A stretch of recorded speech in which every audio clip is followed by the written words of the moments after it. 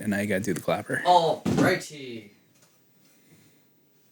Rockstars. Closer. Episode 2. Yeah, do closer. There you go. Rockstars, episode 2. Hello.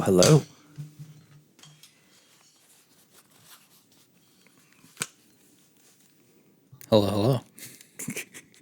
Thanks for waiting for me on that one. No, I wanted you to hear it clearly in the headset. Oh, yeah. Yeah. Sweet. Dude, episode 2. Episode 2 again. Yeah. Yeah.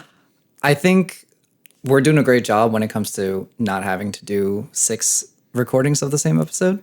If we get through this one, we will one. have significantly improved our ability to record ourselves talking. Oh, thank God. Oh, man. But yeah. So what are we doing with this episode? Well, in the last episode, the first episode, we talked a lot about me and how I got into Indian classical music. Yeah. And we need to talk about you. Oh. We got to introduce Gudge to the entire audience. And unlike me, you can actually introduce yourself in the episode. Oh, yeah. Yeah. It's wild how I remembered to do that on the first episode, but you didn't.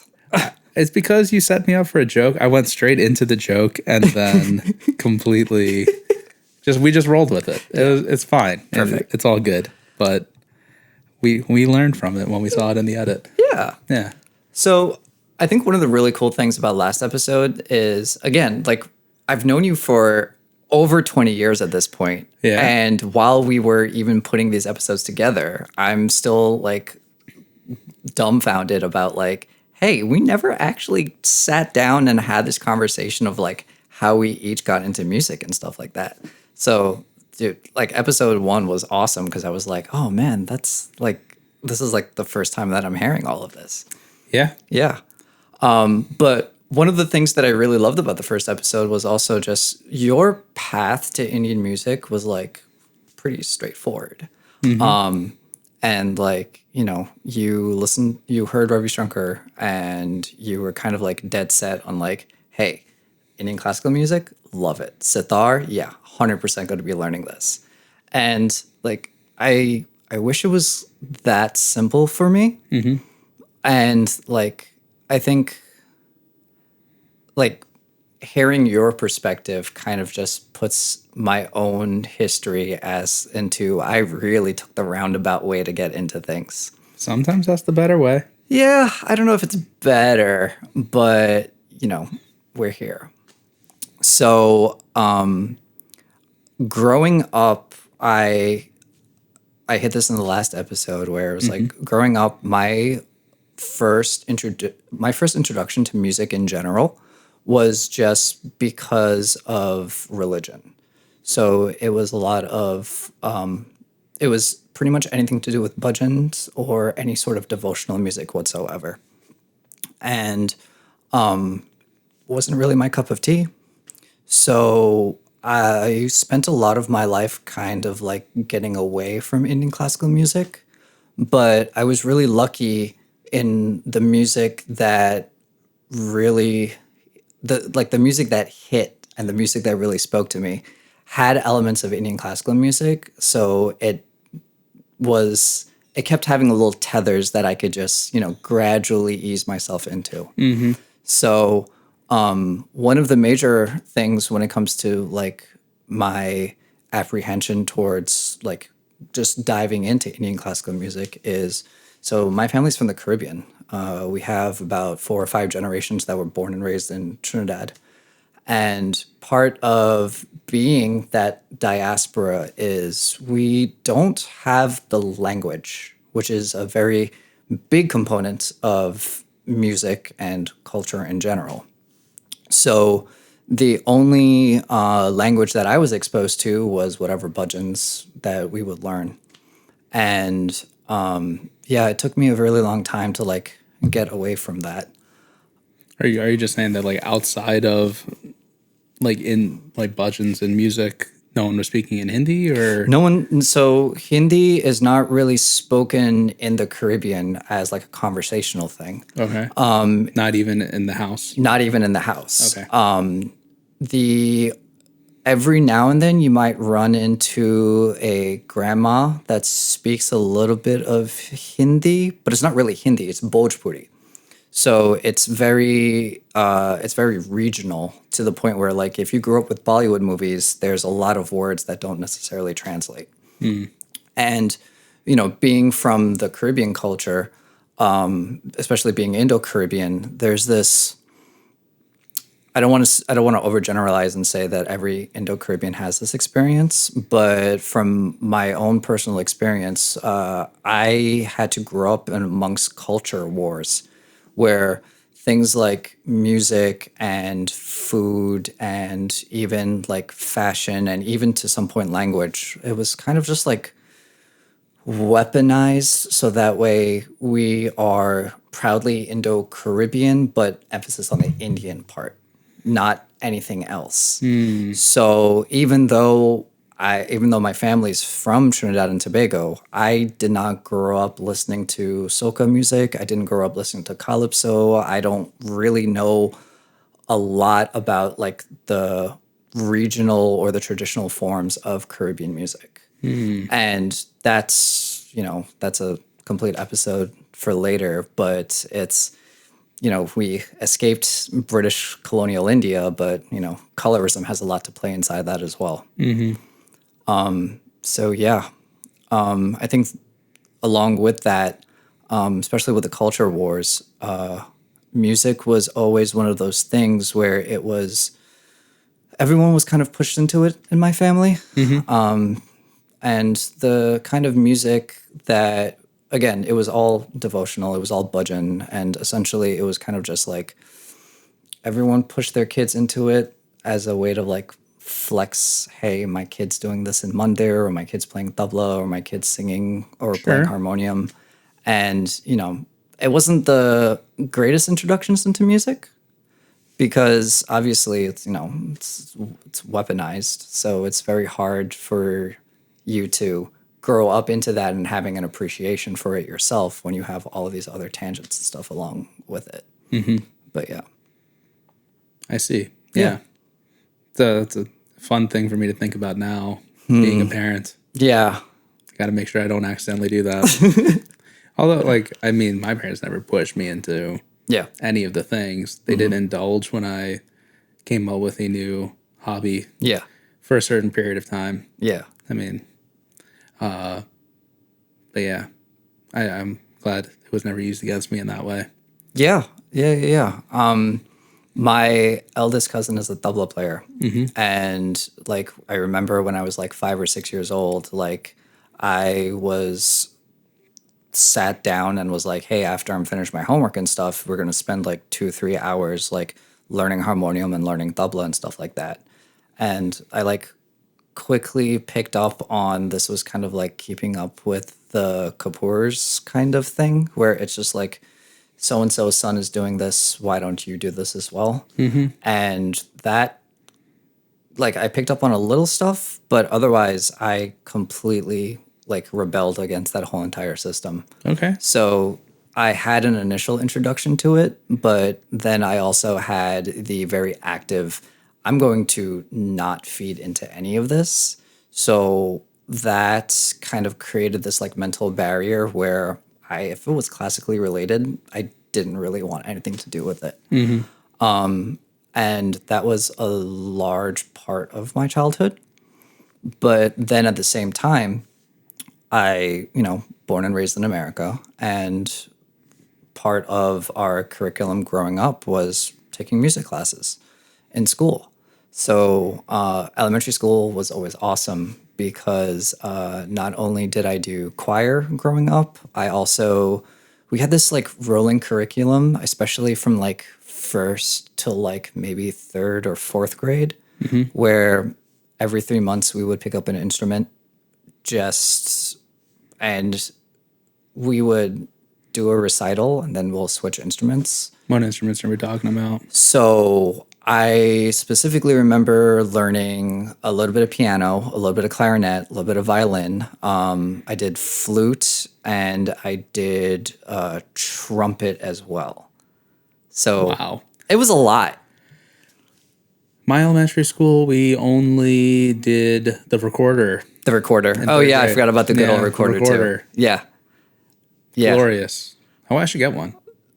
For now. For now. So it should be fun. Yeah. Should revisit that.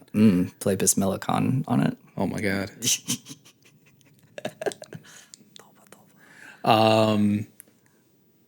That's a lot of instruments. Like that's a pretty hardy curriculum. That's it was cool. a hardy curriculum, and it was a great upbringing. Just because, like, I had to experience all of these different kinds of instruments and the different kinds of essentially like ways of thinking when it comes to that. Because strings instruments are completely different from woodwinds or brass or anything like that. So it was a cool way to grow up. Yeah. Yeah. But, because of that, I had to, like, the child ADD kicked in, where it was, hey, all of these things are giving me new experiences. And, like, I kind of fed into that a little bit, just because whenever, like, through learning those instruments, I got more and more involved into Western classical music. And Western classical music was kind of one of the only things besides budgeons that I could play in my house. So I specifically remember, like, I always had a Vivaldi CD, and it was his concerto, not concerto, it was the Four Seasons suite. So that was one of like the staples that I grew up with. But yeah, learning brass and learning clarinet and learning violin, all of these things just opened up ventures as to, hey, I need to listen to this artist, or I need to listen to this genre of music that uses this instrument that I have somewhat of a knowledge of. But I think the biggest contributor to my musical upbringing was choir. So my choir was your typical elementary school choir. We did Disney. We did whatever musicals were like Broadway musicals. We did like the old school musicals. It was just a little bit of everything. And that really helped me expand my horizons when it comes to the music that I resonated with in general. I'm a huge fan of like the Rat Pack era of music. And that's because, like, come Christmas time, we would always listen or sing stuff from Frank Sinatra, Ella Fitzgerald. Like, all of their Christmas albums are just like the things that I grew up on. Right. So, naturally, when it's not Christmas, hey, what are these artists singing outside of the Christmas season? Sure. Yeah. Yeah. It was great. We grew up in Baltimore. But one of the really cool things about my elementary school is that, like, my teachers were really cultured. So, like, they pretty much let us experience everything. So we grew up listening, or like we knew of like gospel music. We knew of like jazz. We knew of rock and roll. We knew of all, like, they made sure that we had a really good working foundation when it comes to stuff. So yeah, elementary school was pretty awesome. Nice. Yeah. Things started to shift when I was like a teenager. So like 11, 12, 13. My elder cousin got me really involved into like the Asian Massive movement. So it's like the 90s, 2000s. There was a bunch of artists in the UK who were fusing elements of, what was then considered modern day, but like electronic music. But they also learned Indian classical music growing up. So a lot of their their whole entire ethos was fusing those two together. And that was wild. Yeah, it was so awesome. One of the things that I first started like getting into was tabla beat science, which like I feel like if I've ever had a conversation with anybody in music, I would preach their gospel like there was no tomorrow, because I just thought that Tabla Beat Science was the absolute coolest thing ever. Because like tabla was this like thing that I only had like for me, like the box that tabla was in was just, hey, this is like devotional music, and like that's it. Right. So hearing Tabla Beat Science, where I hear DJ scratches on it. You had people like Bill Laswell on bass. You had like Ustad Sultan Khan. It was just a whole bunch of things where like I would hear separately, but to have them all in one place, I was just like, oh, kya baat hai. Yeah. Yeah. I hadn't heard about any of them until I was already like taking sitar lessons. Yeah. And I'm pretty sure you're the one that told me about that. Yeah. Because I feel like, do you remember when you started? I started, it's like 7th grade going into 8th grade. What year was that? 2005, 2006. Okay. Yeah. Yeah, because I started at the end of 2004. So it was like not long after I started that I met you. Mm-hmm. And then you did your preaching the gospel about this stuff. You're like, how have you never heard this? And I was like, I just found out about this instrument. Yeah. So that was a lot of fun. Yeah. So it was also, I mean, I kind of also had the reverse experience than you did, because, we grew up with people who were classical.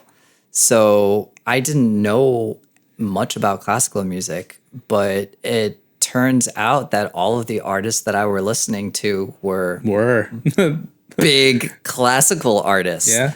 So like I only know of Ustad Zakir Hussain because of Tabla Beat Science. Right. So I had to have the awkward conversation of, hey, this guy is actually literally like the epitome of tabla. Mm-hmm. But I know him from his side quest. Right. And I think that the thing that got me into Indian classical music was a whole bunch of Indian artists deciding to go on side quests. Side quests are the best. Yeah. Especially back then, man.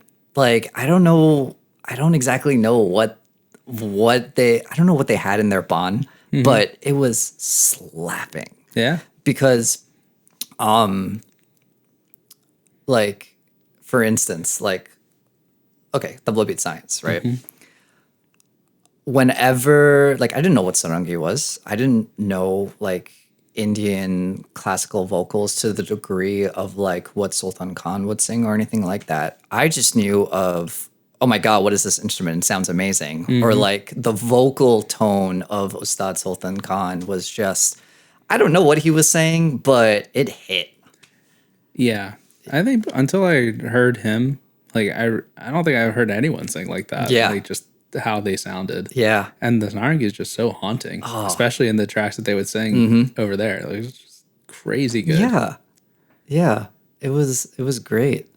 And the really cool thing is that, like, I think this is me kind of, like, reaching a little bit, but I felt like there was a really great sense of camaraderie between all of these artists.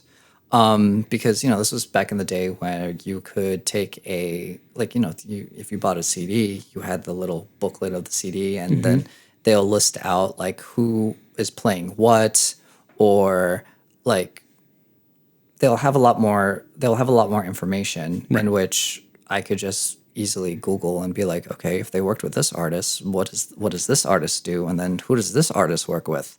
So that's how I got into like the big three of my music experience, which was Karsh Kale, Dalvin Singh, and Nitin Sawhney.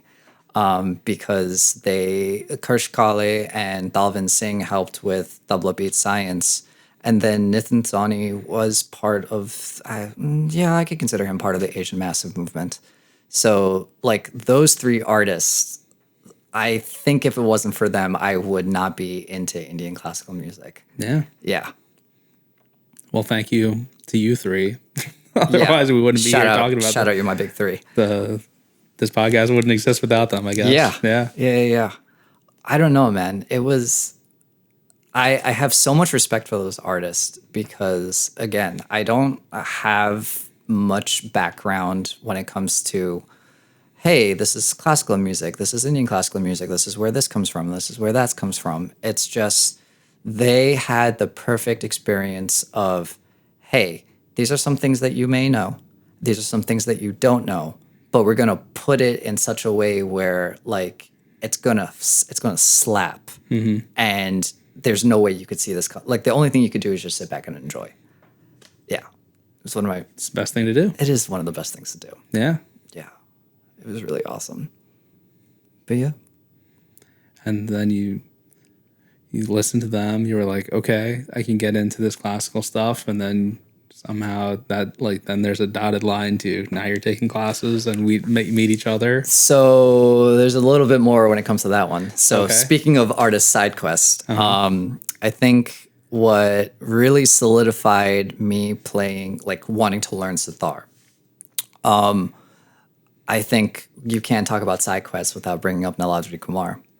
And I think I remember always hanging out with my eldest cousin, and we would always go so he lives up in New York, and New York was the hub for all of these places. Especially since I listened to a lot of UK artists, they weren't in any record stores that were over here. So I'd have to go to New York or more metropolitan areas to get them. So I just remember I heard Niladri's Chill Out album, and it was him playing sitar, but it was a whole bunch of electronic fusion stuff in the background, and that just had me hooked. Hooked. So I remember multiple times trying to hanging out with my cousin. We're going to music shops. I'm trying to figure out, hey, do you guys have this? Do you guys have that? And I think that after I listened to Niladri's albums, then I was like, okay, I have to learn sitar. If I could play a tenth of what this guy is playing, I would have made it. Yeah. So it was because of that where I was like, hey, if I'm going to learn Indian classical music, I'm going to learn sitar. Right. Yeah.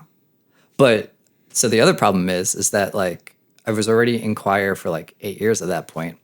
I had to have the harrowing conversation of I can't really do Indian classical because the way that just the foundations of Indian classical music is a lot different than the foundations of choir. Okay. Yeah. So that's kind of why I never picked up vocals for. I mean, but plenty of people learn both. Yeah, plenty of people learn both, but I don't know. I think I should have put up a little bit more resistance to it, but I was just like, oh, okay, that's fine. I'll learn sitar, I guess. I mean, if you're going to listen to a Niladri Kumar CD and then be influenced by that makes perfect sense. Yeah. But I was just the point about yeah. You could have done vocals. But here's moonlight with vocals. I've heard you sing once. Oh God. But here's the funny part though, is that our Garana literally is Gayaki. So I ended up having to pick up some sort of vocals along the way anyway. So I was just like, I could have had a better vocal foundation when it comes to that. But yeah. Very cool. Yeah. It was awesome. So besides Niladri, one of the first tracks that I heard is this track by Badmash and Shri. It's called Appa. At least I hope that's how it's pronounced. By the way, side note about pronunciation. My favorite track, top 3 tracks of all time, is Krish Kali's Milan. Okay. I think it was about a good 15 years before someone said, hey, it's actually pronounced Milan, not Milan, like I was saying the entire time. Yep. I did the same. Not for as long, but I did the same. Yeah, but for 15 years, man, that was wild. It makes sense. The Gora Pakora. Yeah. Yeah, Gora Pakoras. But yeah. So I heard this clip, and it was really simple, but it got me hooked because I was just like, man, I've never heard this sound. This is such a wonderful sound. And then, started learning sitar. And then I started out with Yaman because, everyone usually starts out with Yaman or Bhupali. And then I was like, this sounds familiar. Turns out that the track that I was completely obsessed about is essentially a beginner's gut in Yaman that 3 months in, I could have played it for you. And I was just, looking back, I'm like, could have had a little bit better taste, but like, it is what it is. I mean, with the journey you've just taken us on, I feel like your taste is fine. Yeah. You're also a teenager. I also did not have a developed frontal lobe, so that has a lot to do with it. Mm-hmm. I still don't have one, but yeah. But yeah, my journeys into just Indian music in general is kind of a lot of, hey, I like this. Let's pull on this string and see where this goes. Yeah. One of the other things that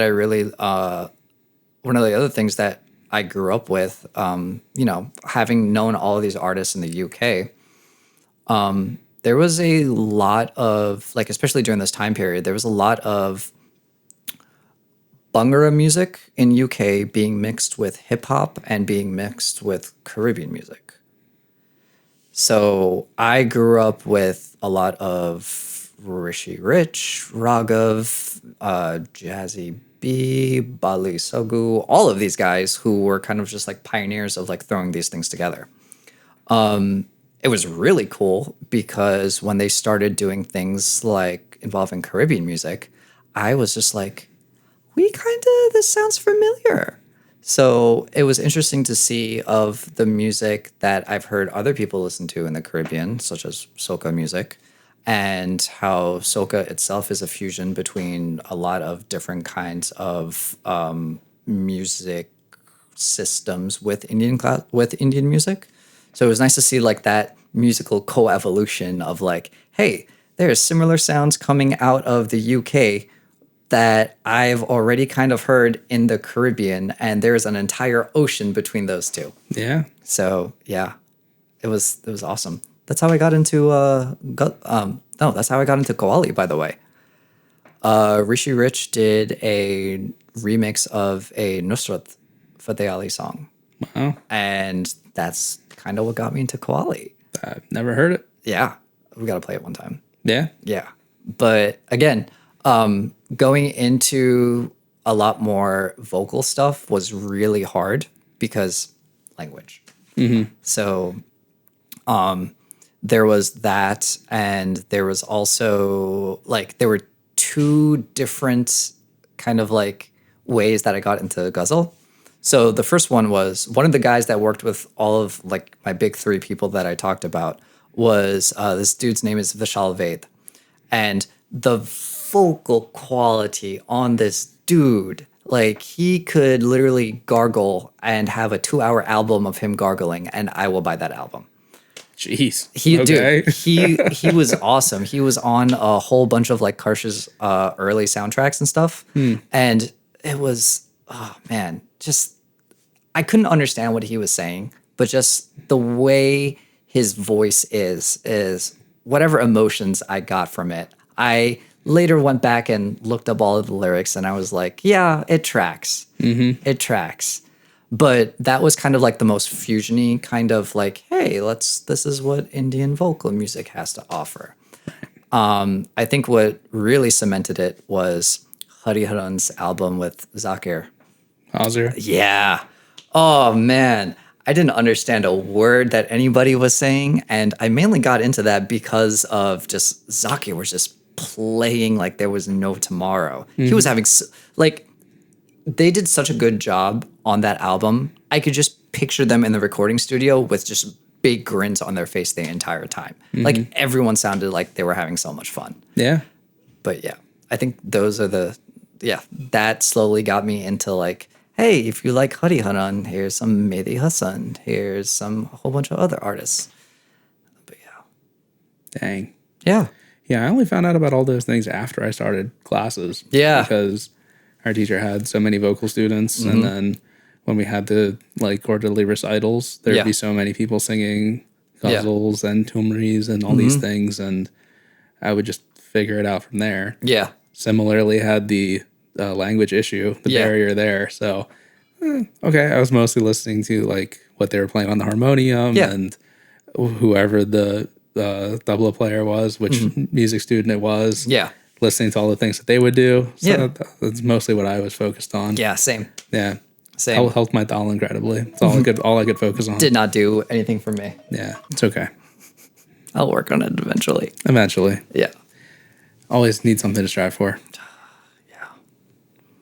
But yeah, dude, I think that was like, again, it was a lot of things going on at the same time. Yeah. But all of that brought me here, and it brought me a whole bunch of knowledge along the way where, you know, we're kind of bugging each other for the past, 5 years on how we should start a podcast about stuff. Yeah. Yeah. Yeah. Yeah. I mean, we're doing it, so it's good. Yeah. We should definitely have like an accompanying blog post or something that actually has all these tracks. If anyone actually wants to go and listen to some of these things. Oh my God. Maybe we should compile a playlist. Ooh. And put it in the post. Guided playlist. Yeah. That'll be nice. Yeah. Can you imagine me doing a guided listening session? I can actually. And in between, you just come on with some ASMR noises that you make. And you're just like, Whoa, kya baat hai? Now play it. Close your eyes and experience. Chill out. Yes. Forever. Yeah. I could totally see you doing that. Yeah. I'm now requesting you to do that.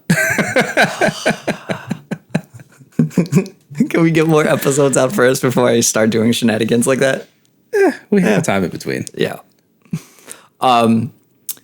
So one of the other, again, like all of the artists and stuff that I listened to kind of was just like breadcrumbing me along the entire way. Where like I specifically remember like Naladri's like Chill Out album.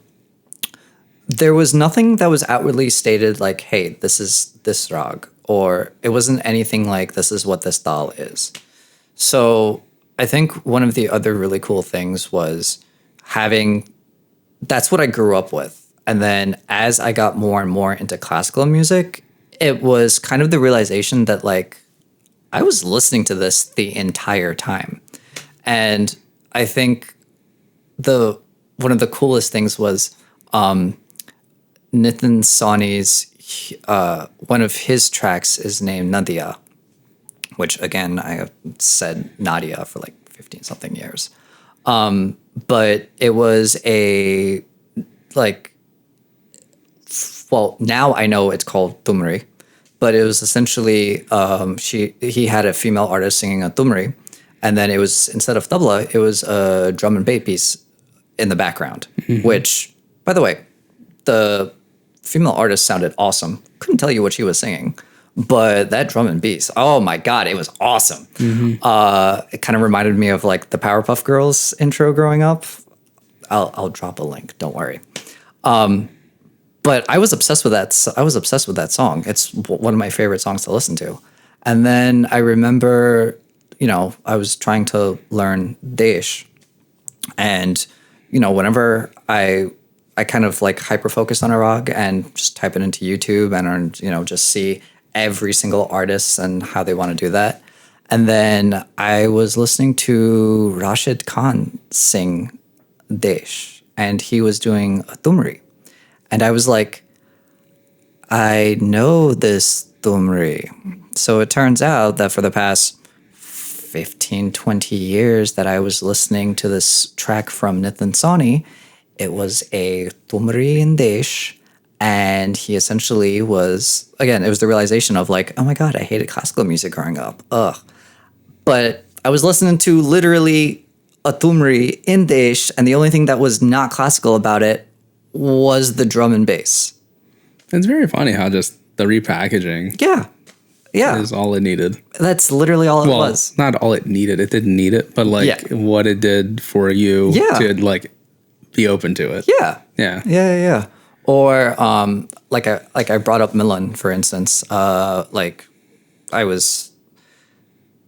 think I brought it up to one of our friends, and I was like, yeah, this is one of my favorite songs. And he was just like, but why? It's just in Hanswadani. And I was like, oh, now that you mention it, yes, it is. And then one of our other friends also mentioned that like, so if you don't know of it, Milan was essentially a tabla solo by Zakir that Karsh later just added an orchestra piece and pads and stuff in the background. So I didn't know that was Zakir on tabla for the longest time. And when I heard that, I was like, oh yeah, that tracks out. Yeah. So it was interesting to see, like, the more I got into classical music, I still was able to go back to the music that I grew up on and still connect all of the dots and seeing just, oh my God, I was just listening to repackaged classical music the entire time. Yeah. I'm sure Karsh would love to hear that you thought it was him playing tabla in that whole track. I mean, oh, dude, Karsh did a lot of great things when it comes to like his electronic tabla stuff. Oh man, it was awesome. But yeah, it was wild. Yeah, wild. And then years later, Dalvin Singh also came out with an album with Niladri, and I was just like, oh, this is awesome. Yeah, all of these worlds combining. Oh, that was a good album. Yeah, yeah. It was awesome, man.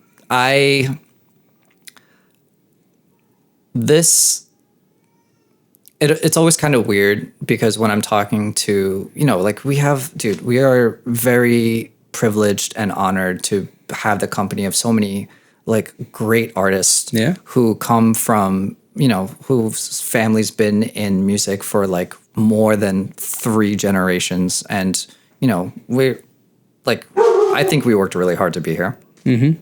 But it's just really like there's always that little bit of imposter syndrome going on because like while we have very, very, very specific classical knowledge, we also are missing bits and pieces of a lot of things.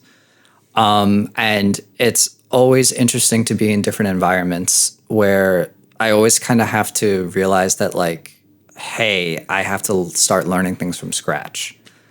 So, for instance, when I was growing up, I just knew of Indian classical music, right?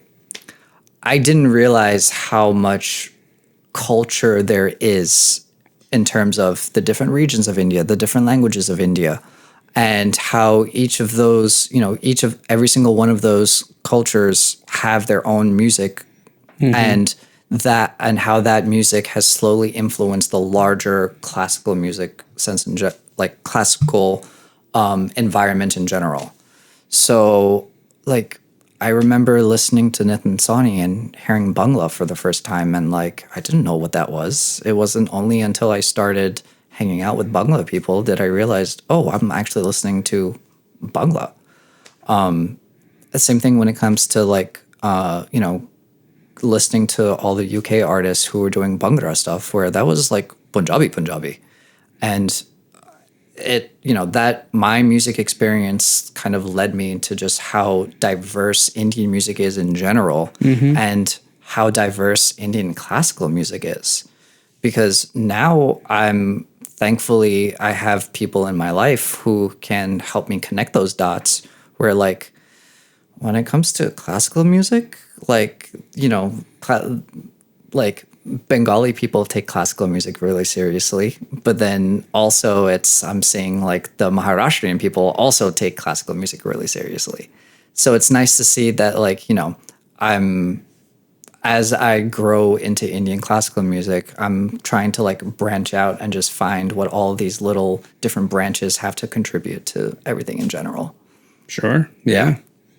Yeah, I mean, I take it more as like it's obviously a vast and deep ocean. There's so much to explore. Yeah. Like, how can anyone learn all of it anyway? Yeah. I mean, we keep saying Indian classical, but we're not talking about South Indian classical. We haven't even started talking about Carnatic music. So, like, there's a ton. Yeah. It's not necessarily like starting over from scratch every time, but it's like, yeah, there's more, and it just changes your perspective, unlocks new. It really does. Yeah. Yeah. I remember all DLC. Just got to download. Yeah. I remember the first thing that got me into like anything to do with South Indian or Carnatic music in general was Dalvin Singh, again, drum and bass. But he also, like, one of his tracks, he had a Veena. And it was a Veena with the drum and bass. And I was like, I've heard sitar. I've heard most of the stringed instruments. And I was just like, I've never heard this before. So, like, that was one of the first things where I was just like, okay, I guess I need to, like, why is Veena not in North Indian classical music? Wait, what? Hold on. South Indian has its own classical music and it sounds completely different than North Indian. So I was blessed with the ADD of like, hey, if I came across something new, time to Google and see what's going on about it. Yeah. Yeah. Yeah. It was great. Yeah. It was great. I have like little spurts of like me getting into like really super classical stuff. So I remember when Russell Peters first came out. Mm-hmm. And this was like before YouTube and everything was like uploaded to Google Video.